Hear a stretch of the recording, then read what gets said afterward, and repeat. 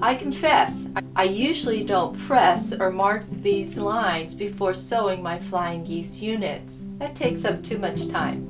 Instead, I set up a line of tape on my sewing machine that I use as a guide.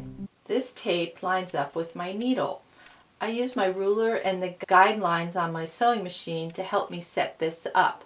I'll place my Flying Geese unit with the points on the tape line, and then I'll sew on that diagonal. I always like to start with a scrap of fabric.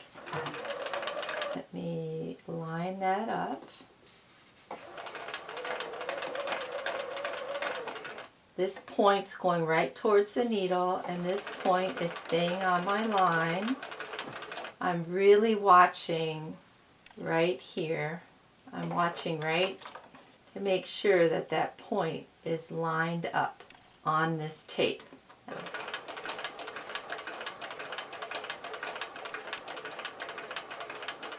When you first start, it might take a while to get used to it, but once you get used to it, it'll go quite fast. There's my second one.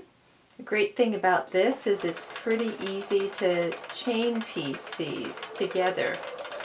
And just keep everything lined up.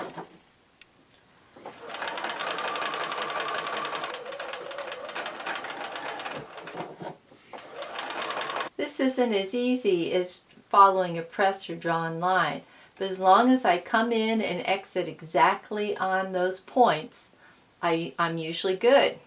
I'm ready to take my units over for pressing.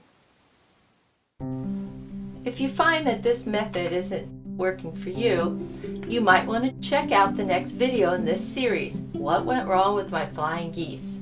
I'll go over some common mistakes and share how to fix them. Thanks for watching. Please click on the like button and share with your friends.